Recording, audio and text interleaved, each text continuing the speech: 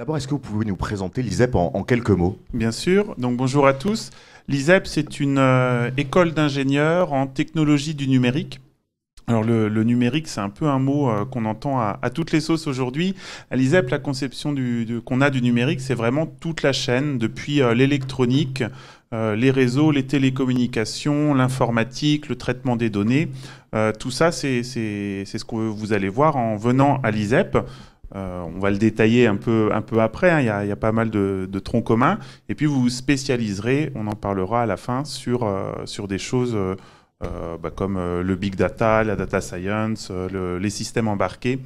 Voilà, on va y revenir. On est au mois de septembre 2022. J'aime bien, je vais prendre ma voix de compteur. On est en septembre 2022.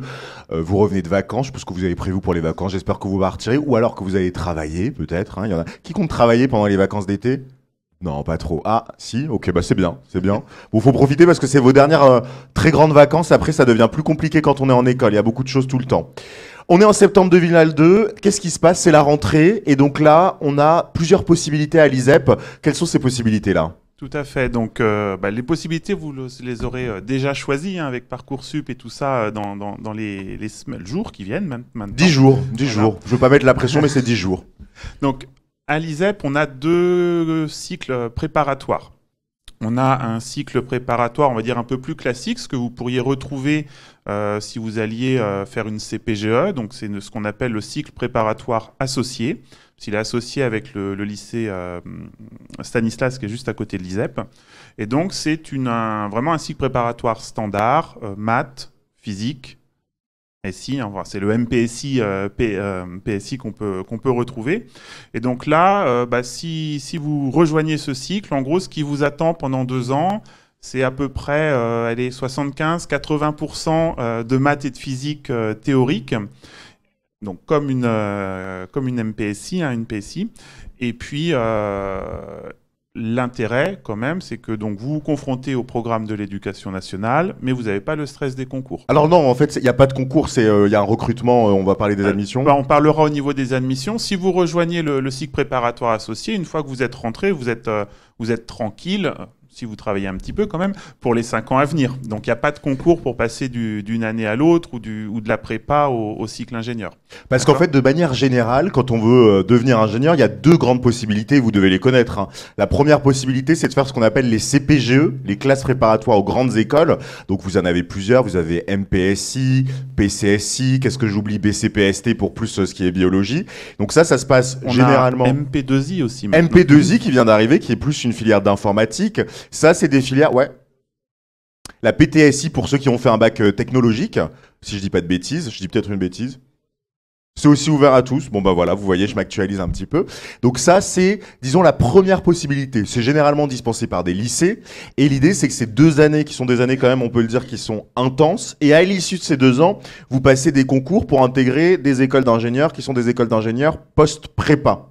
Et l'autre option, en général, c'est de dire que vous allez intégrer une école post-bac, où là, vous arrivez directement dans l'école avec un programme directement après le bac. Et là, ce qui est intéressant avec l'ISEP, c'est que c'est un petit peu un mixte des deux. C'est-à-dire que cette filière CPA, l'idée, c'est que vous avez le programme de prépa, c'est-à-dire parce que il y a un vrai... l'avantage de la prépa, vous savez, il y a des avantages, des inconvénients. L'avantage de la prépa, c'est qu'il y a beaucoup de contenu, une grande rigueur intellectuelle, qu'on apprend beaucoup de choses en 2 ans. L'inconvénient, c'est qu'il y a le concours à la fin des 2 ans pour intégrer une école post-prépa. Bah là, il y a les avantages avec l'ISEP, qui sont de dire, il y a un contenu, il y a un programme qui est intense, il y a du savoir, mais sans l'inconvénient qui est le concours, puisqu'à l'issue des 2 ans de classe prépa, vous restez à l'ISEP. Donc vraiment, il y a 2 modalités de base, soit post-bac, soit post-prépa. Et en fait, l'ISEP, ils ont inventé la tierce modalité qui est de dire, bah, en fait, on fait les deux. Vous faites une prépa au sein d'une école, donc avec tous les cours de la prépa, mais sans, on imagine, le stress. Parce que c'est vrai que moi, j'ai fait 1 an de MPSI, c'est un petit peu stressant. Alors, c'est presque tous les cours de la prépa, parce qu'on a enlevé la chimie. Et on a renforcé un petit peu en informatique. Mais sinon, c'est le programme de l'éducation nationale, c'est l'épreuve de l'éducation nationale. Voilà. Mais sans, effectivement, comme on l'a dit, sans le stress du concours. L'autre option pour entrer en première année... Ah, il y a une question juste avant. Hop, vas-y, je t'en prie. Est-ce que c'est ce qu'on appelle du coup prépa intégrée sur Parcoursup, etc. Alors, en fait, tout ce qu'on appelle prépa intégrée, c'est quand on fait les 2 premières années post-bac dans l'école. Voilà, donc là, ça, c'est une première prépa intégrée qu'on propose à l'ISEP, donc au format standard des prépas externes. Et on a une deuxième prépa intégrée qu'on appelle le cycle intégré international, où là, on ne suit pas le programme des prépas externes, c'est un programme qu'on a conçu nous-mêmes. Donc, Alors, qu'est-ce qui se passe dans ce programme maison? Je disais, dans la prépa externe, le standard, c'est 80% de maths et de physique plutôt théorique, donc ça correspond bien aux élèves qui ont vu plutôt un aspect théorique, modélisation. Et puis, nous, sur le cycle intégré international, on va avoir quelque chose d'un peu plus équilibré. On va avoir en gros un tiers de maths et de physique théorique, parce qu'il en faut quand même, un tiers de sciences et technologies, où là on fait de l'informatique, de la robotique, mais sur des approches beaucoup plus pratiques, appliquées, travail en équipe, mode projet, des choses comme ça. Et puis un tiers aussi de tout ce qu'on va appeler les humanités. Donc il y a déjà un peu de formation managériale, un peu de découverte du monde de l'entreprise, l'anglais forcément, une LV2 obligatoire. Donc on a quelque chose de plus équilibré. Alors c'est pas mieux, hein, c'est différent. Voilà, en fonction de votre profil, il y en a l'une ou l'autre qui peut vous intéresser, ou les deux. Et puis l'autre point intéressant aussi du cycle intégré international, c'est l'international, puisqu'en fait vous allez faire 1 an et demi à l'ISEP, et le dernier semestre, vous pouvez partir à l'international. Donc on a 8-10 destinations aujourd'hui où vous allez suivre des cours, mais en Écosse, on a en Corée, on a en Chine, là cette année c'est pas trop parti, mais ça va revenir. Voilà, au Canada également, des choses comme ça. C'est vraiment une école du numérique? Alors on n'est pas dans l'informatique, on est dans le numérique. Ah, c'est quoi la différence? Non, c'est intéressant. Alors, comme je l'ai dit tout à l'heure, en fait, numérique, on pense souvent informatique. Ouais. D'accord? Mais bon, on pense Internet, on pense des choses comme ça. Mais il y a aussi les objets connectés, il y a aussi le téléphone. Ça marche pas que grâce à l'informatique. Il y a besoin d'objets, il y a besoin de capteurs. Il y a besoin d'objets, il y a besoin d'électronique, il y a besoin de communication, il y a besoin de réseau, tout ça. Donc tout ça, c'est des choses que... Alors pendant les 2 années de prépa, vous voyez un petit peu ça de manière plutôt... les bases, les fondamentaux. La première année du cycle ingénieur, c'est un tronc commun. On détaillera peut-être juste après, je ne sais pas. Oui. Donc là où vous verrez tout ça. Et les 2 dernières années, vous vous spécialisez. Et donc, on a une dizaine de ce qu'on appelle des parcours de spécialisation. Alors, il y en a à dominante informatique, il y en a à dominante électronique, télécommunications, etc. Mais donc, vraiment, on n'est pas une école d'informatique. On veut vraiment... vous allez découvrir un petit peu tout ça. Et puis, du coup...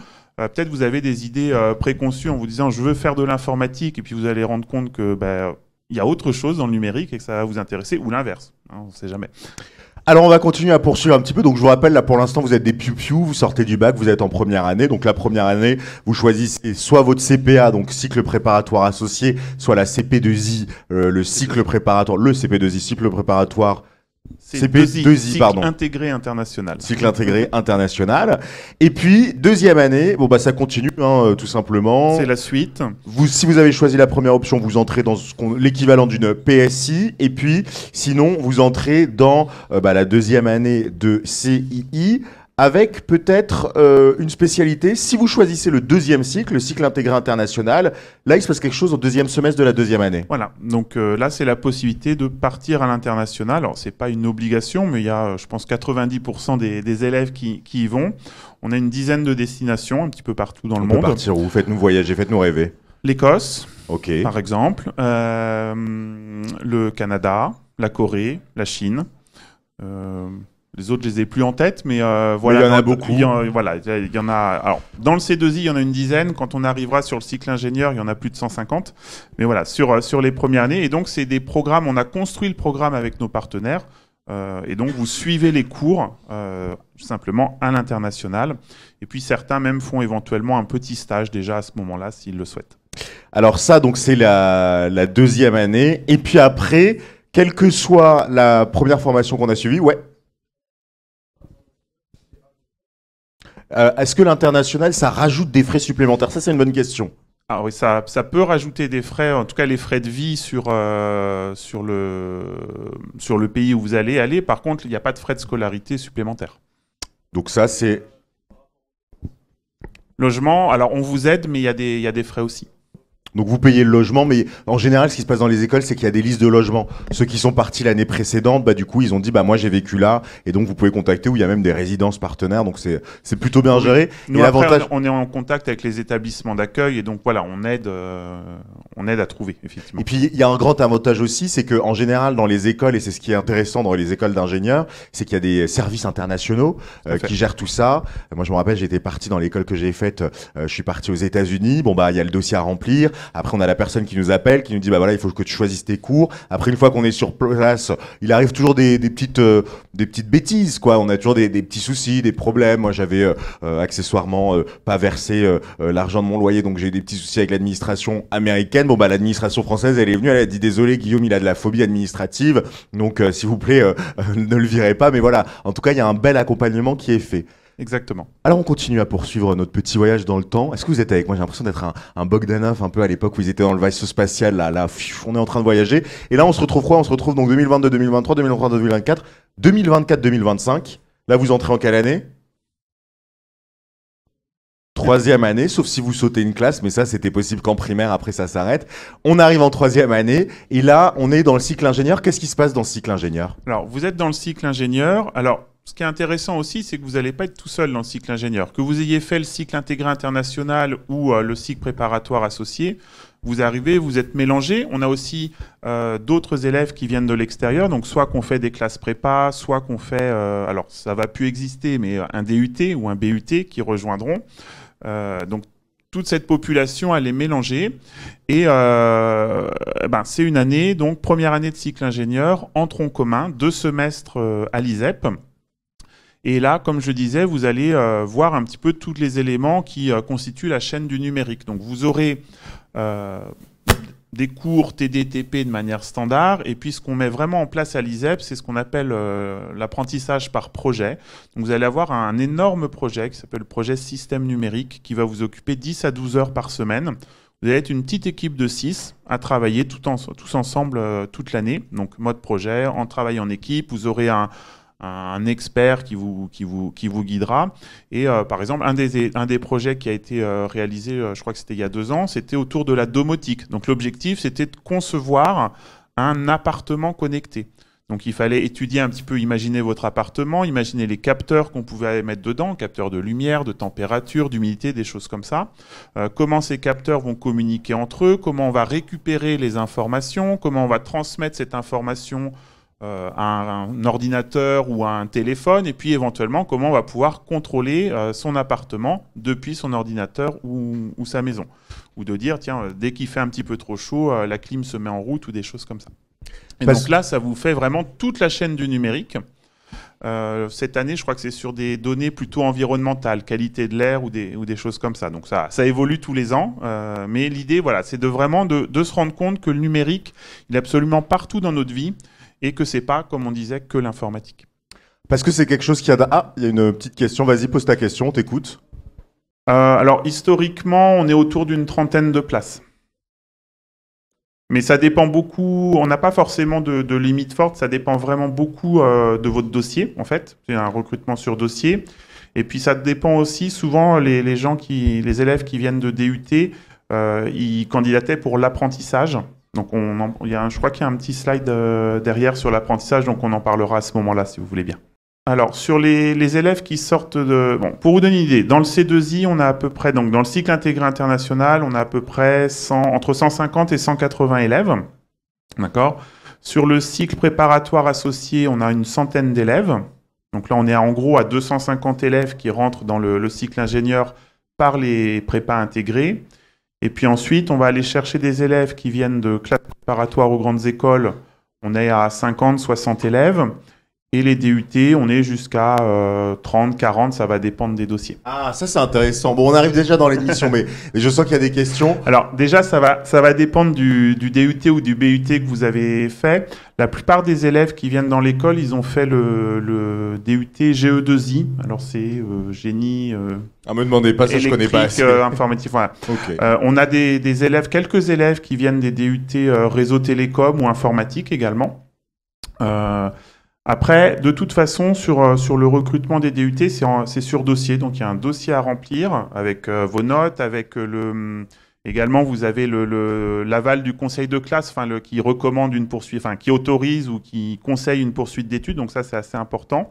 Et puis, il y a un entretien après avec des profs de l'école. Et ça se fait au fil de l'eau. Hein. On n'est pas sur du Parcoursup, c'est sur dossier. Et donc, si vous envoyez votre dossier, vous avez l'entretien une semaine ou 15 jours après, et la réponse, pareil, une semaine ou 15 jours après. Donc, ça va assez vite. Alors après, aussi, c'est l'occasion de candidater ou pas à l'apprentissage. Hein. Donc, alors, je ne sais pas si vous savez ce que c'est tous l'apprentissage. On en a parlé un peu tout à l'heure, mais repréciser, c'est la possibilité d'être à la fois en cours et à la fois en entreprise. Voilà, alors c'est ça. Mais surtout, c'est que vous n'êtes pas étudiant, vous êtes salarié de l'entreprise. Donc, c'est un statut un petit peu différent. Salarié de l'entreprise, donc vous allez avoir un salaire tous les mois.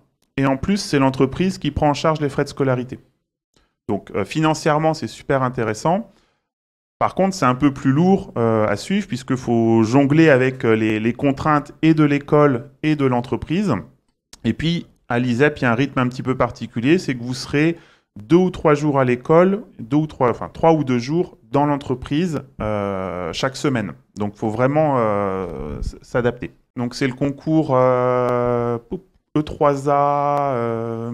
Alors, ça va dépendre de la prépa que vous avez fait. Mais voilà, après on est sur le concours puissance alpha là encore une fois et E3A. Donc c'est accessible. Enfin voilà, c'est toujours le problème des concours. Dans un concours, faut pas être bon, faut être meilleur que les autres. Donc suivant les élèves et les résultats dans l'année. Voilà, ça peut être plus ou moins difficile. Mais l'ISEP est accessible, il n'y a pas d'inquiétude particulière à avoir. On va continuer à rebaliser un tout petit peu. Je vous rappelle qu'on était toujours en 3e année. Là, vous avez vu, vous prenez de l'âge en quelques minutes. Là, on arrive en 4e année, premier semestre de 4e année. C'est le stage. 6 mois de stage. Comment ça se passe un petit peu? Dans quelles entreprises on peut aller? Et comment vous accompagnez les jeunes à trouver ce stage? Alors, en fait, le stage, ça va commencer à se rechercher pendant la première année, hein, puisque vous pouvez le commencer dès le mois de juillet, d'accord? Donc là, je sais, juillet 2025, on est arrivé. Donc, ça veut dire que quelques mois avant, il faut avoir commencé à chercher. Donc, il y a un service stage qui est là. Les entreprises, elles déposent des offres de stage elles-mêmes sur le service. Donc, vous avez l'embarras du choix au niveau des stages. Ce qui se passe aussi pendant la première année, c'est que vous allez avoir des présentations des enseignants, des entreprises partenaires, pour que vous commenciez à réfléchir au parcours qui vous intéresse. Donc souvent, alors le stage de 2e année, il n'est pas spécifique à un parcours, mais ça peut déjà commencer à colorer votre formation. Et donc effectivement, on a beaucoup de stages, notamment en 2e année, qui sont plutôt autour du développement web, parce que c'est assez. Là, vous avez des très bonnes compétences en développement web en sortant de première année, et sur un premier stage, les entreprises, elles aiment bien ça. Mais on va avoir des stages, on a des élèves qui vont être en stage sur du big data, du data mining, sur de l'électronique, on a des parcours autour de numérique et santé. Donc il y a certains élèves qui trouvent des stages, on a des partenaires avec des hôpitaux ou des choses comme ça. Donc il y a vraiment l'embarras du choix. C'est aussi l'intérêt du numérique. Il y en a absolument partout. N'importe quelle entreprise a besoin de numérique. Donc soit vous profitez des offres de stage qu'on a, soit vous avez aussi des entreprises type en tête et puis vous pouvez les démarcher pour les trouver ou demander conseil aux anciens aussi ou aux élèves des années précédentes qui ont pu faire les stages dans ces entreprises-là. Et puis, ouais, alors, comme il y a beaucoup de questions et qu'il nous reste très peu de temps, tu poseras les questions au cocktail, ça te dérange pas? Nickel, merci. Mais merci beaucoup d'avoir des questions. En plus, je vous invite à faire. Mais comme il nous reste vraiment 2 minutes pour conclure, moi, je veux ah oui, on est sur la fin. Moi, je veux conclure avec 2 choses. D'abord, parler peut-être des débouchés qui sont nombreux, variés et des salaires de sortie. Ouais. Et puis après, on va. Donc ça, c'est la pré-conclusion. Moi, j'aime bien faire des conclusions en 2 actes. Et puis le 2e acte, ça sera de parler de Parcoursup. Il vous reste combien de temps pour faire Parcoursup? 10 jours. Et donc, on va se demander comment ça fonctionne Parcoursup pour l'ISEP. D'abord, donc, ce petit mot sur les débouchés. Concrètement, on fait quoi après l'ISEP? Tout ce qu'on veut. Tout ce qu'on veut, comme j'ai dit, vous êtes dans le numérique, donc il y en a absolument partout. Nous, les parcours sur lesquels on donne accès, hein, je les ai évoqués, il y a du développement logiciel, il y a donc de l'informatique, il y a des systèmes embarqués, il y a des réseaux et télécommunications, des objets connectés. Je vous invite à aller voir sur le site web, hein, de toute manière, ou sur les plaquettes, il y a tout ça. On a pas mal d'élèves aussi qui vont vers la gestion de projet, chef de projet, assez rapidement. On a aussi également, j'en ai pas parlé, mais on en parlera au cocktail pour ceux qui sont intéressés, pas mal de création d'entreprises. On a 7% des élèves qui créent leur entreprise en sortant de l'ISEP, donc c'est vrai, ou pendant l'ISEP. Donc voilà, vous avez accès vraiment à tout ce que vous voulez. Vous êtes accompagné tout au long, alors notamment des 3 ans du cycle ingénieur, mais déjà dans le cycle préparatoire, pour vous faire réfléchir à votre projet professionnel. Donc en général, ce qui est important, c'est souvent le stage de fin d'études, hein, qui dure 6 mois, parce que c'est très souvent un stage de pré-embauche. Mais voilà, il n'y a aucune limite à ce que vous pouvez faire en faisant l'ISEP. Sky is the limit, comme dit l'adage. Merci beaucoup Mathieu d'avoir été avec nous, adjoint du directeur de l'enseignement à l'ISEP. On peut l'applaudir très fort. Merci.